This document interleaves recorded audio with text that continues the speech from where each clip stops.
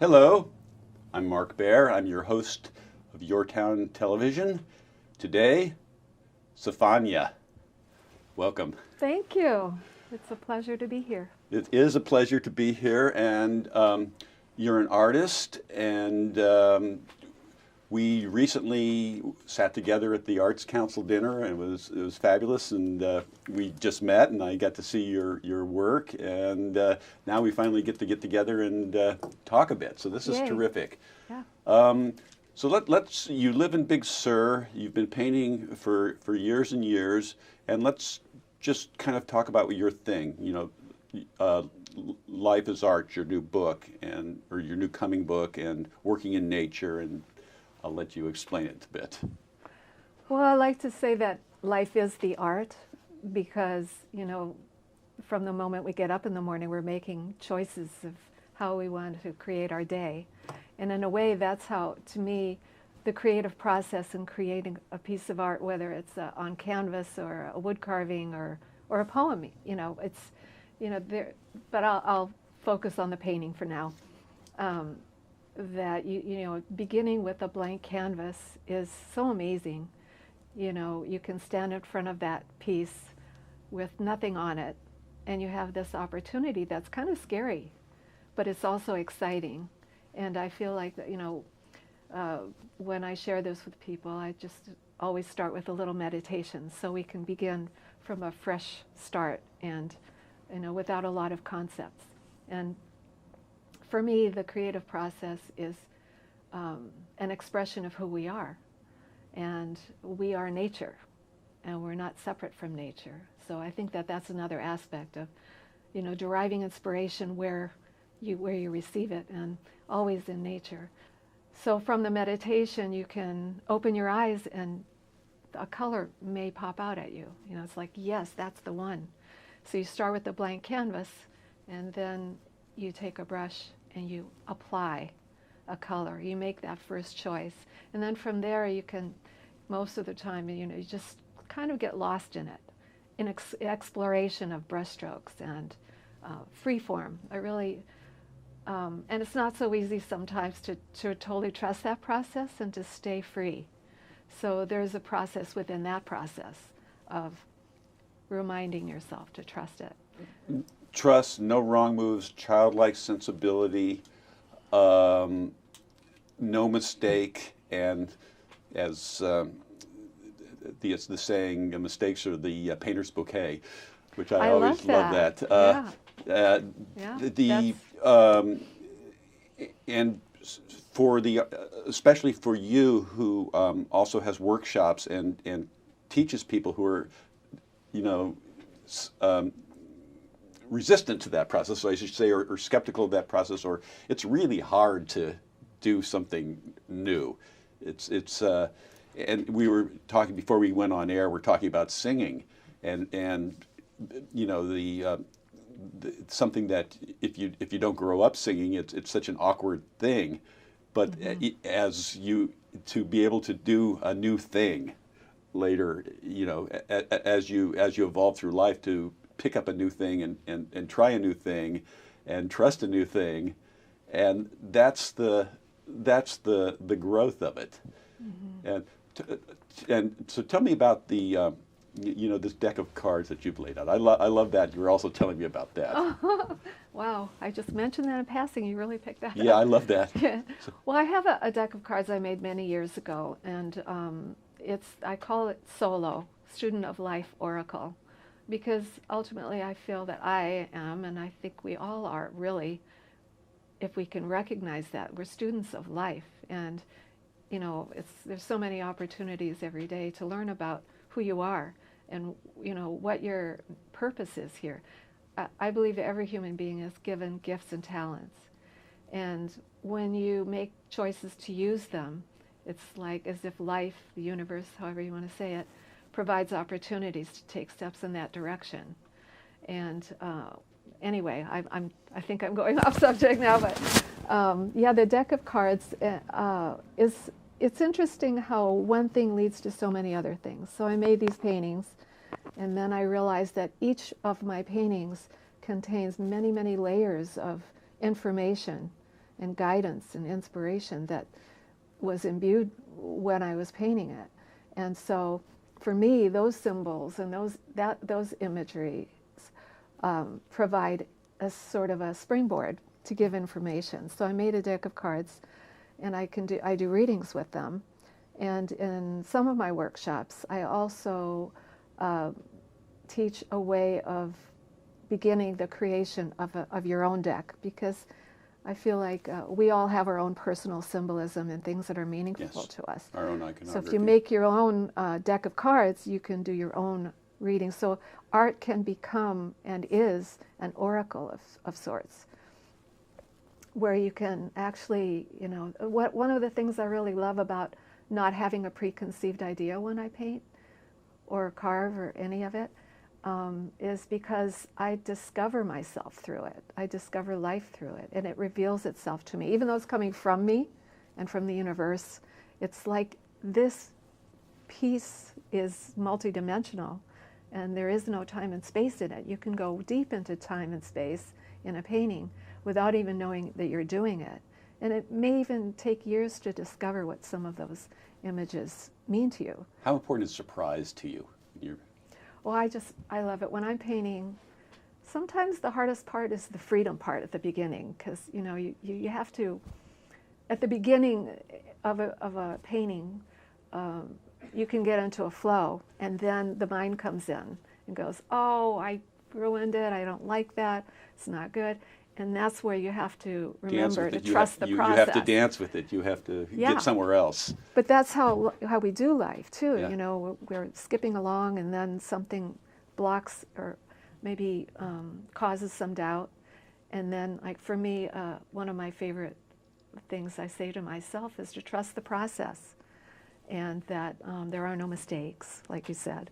And so once you get past the doubting, and then you keep going anyway, then you can enter a whole new layer, a whole new level. And then when the imagery starts to show up in the colors and patterns from the freedom, comes the recognition of something very meaningful.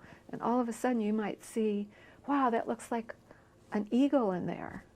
And to me, each color is significant too, as well as the imagery.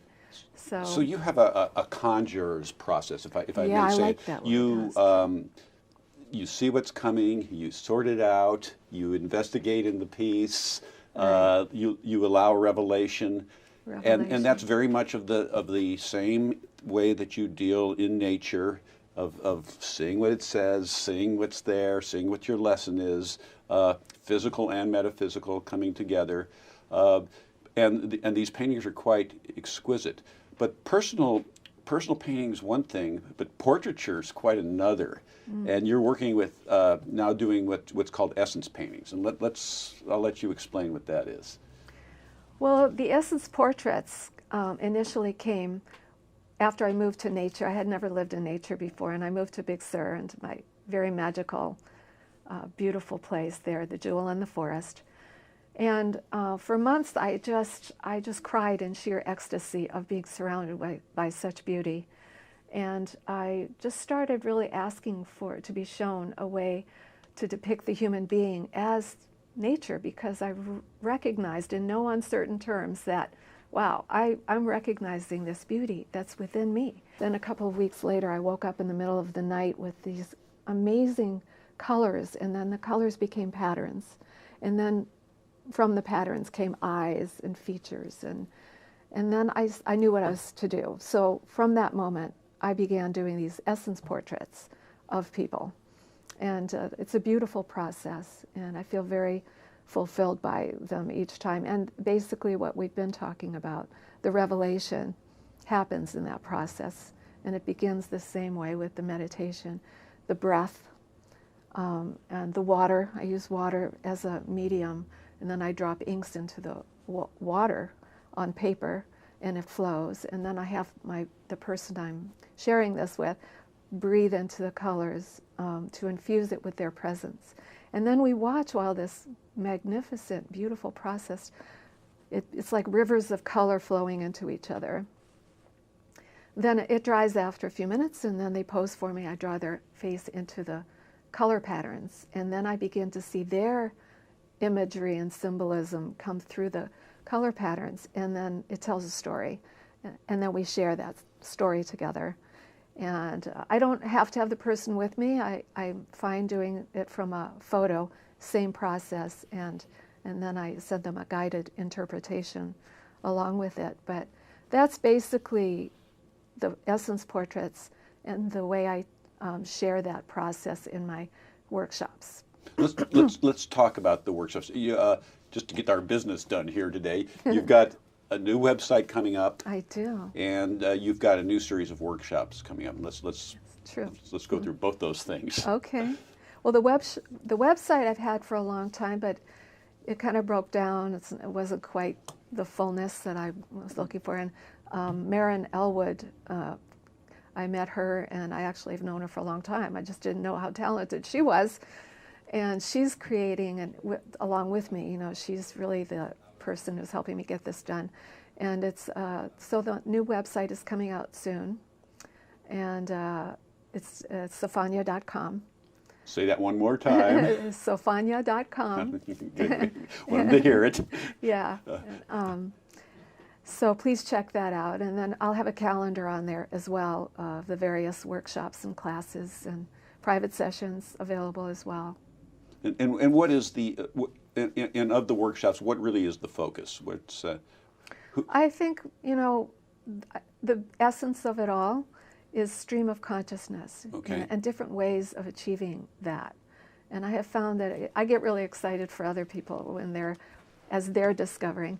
And so sometimes we start with a free form, and as the process goes along, then I'm also able to see what a person is trying to achieve with an image, and I can help technically there also and teach some technique as well. Yeah, I mean, and I love the, you know, I love the lightness of the touch that you're bringing into these paintings. You know, it's almost like kind of like this watercolory, etherish kind of feeling through the thing. But what was your evolution? What was your how did you start in art? You know, where did you, I know where you are today, but where did it come from? Well, I remember the first pivotal moment was when I was just maybe 9 or 10. I went into my room, and you know, there were some stressful times, and I just one day picked up a pencil and a piece of paper. I had been drawing cartoons and things like that, you know, like kids love to draw generally. And I had a photograph of my grandparents, and I sat there for probably hours, and I drew a pencil drawing of my grandparents. And when I got up hours later, I was like, wow. And that was like an opening for me. And I didn't really do much art after that for a long time. I wanted to just enjoy that little bit of successful feeling I had with it. And then years later, I started painting again, and with the thought that I'm not a creative person. And I think very often people think they're not creative. And then I just started painting, and the mistakes I made, I kept going with it. And I found that those so-called mistakes made my painting a whole lot more interesting.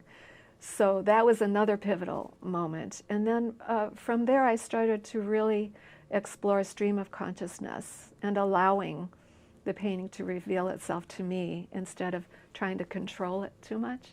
And along the way, I've learned how to also control. So if I want to achieve an image that I see there and make it more realistic, I can do that. Yeah. Your paintings are very, I don't want to say orderly, but you can tell that there's the looseness and the tightness. Oh. You know when to stop. Well, I you don't know when about to. that. It looks like there's a sense of mastery and control that, and the more mastery and control, the more you can let go. I mean, one gives you the other. The more that you can trust the fingers, the more you can let go of the mind. That's very true. But there have been, like, I have several paintings recently that I wasn't sure if they were done. It never really felt done. I have a whole stack of paintings like that. But every once in a while, I'll just look at one, I go, I want to work on that again. You know, maybe I thought it was done. And then recently I did a few of those, and I added a whole new layer, and some of it was transparent or translucent, and then some of it was more opaque. And it wound up feeling like a really completed painting, and you know, so I think that sometimes we think something might be done, we're not sure, and it's just an ongoing process. And I love the There's no I love rules. the high wire act of that. Of here, you take a piece that's a good piece, and you can wreck it. And there's and there's the courage to take that walk across there where it might be okay, and you know, God only knows, things get wrecked along the way. Well, and that's a concept too. That's such an interesting dance. You know? It is. And what is wrecked? You know, Yeah. I've had pieces where I thought, oh, this is just a lost cause, and someone will come in and want to buy it. So it's, you know, we all have our perspectives on these things, and it does take courage, though. I think it takes courage for a blank canvas, and it takes the courage to begin again on an older piece. Yeah. But that's where the invigoration comes Yeah. from. And you asked about surprises before, and I think I kind of got, you know, but sometimes when the imagery starts to come through, I find myself feeling that sense of not only surprise, but honor. I feel honored that this face is coming through to show me who they are. Maybe it's an ancestor. You know, I've been really experiencing a lot of connection with the ancestry that came long before that brought me here to this point. Mm-hmm. And so when I see something like that, sometimes I feel like I just ran a mile, like I find myself kind of breathless, and oh my God, you know, it's a very exciting process to let life unfold and reveal itself to you. And then we're running out of time, but the last thing is just the sense of we're talking about this things that are in our minds that touch will reveal to us. You know, just unlocking our secrets that thought won't get, that touch and paint and the physicality of it will reveal. And it's, you know, it's to put it simply, it's magic. Oh, it is magic. That's very true. Well, I love that word. Thank you. We're done. Thank you. I'm with Sofanya. What a pleasure. What an honor. Beautiful work, which will be, the audience will get to see some of this on the screen. And Sofanya.com. Sofanya.com. And on Facebook, too. And on Facebook, too. Okay. Thank you. I'm Mark Baer. We'll be back. Thank you.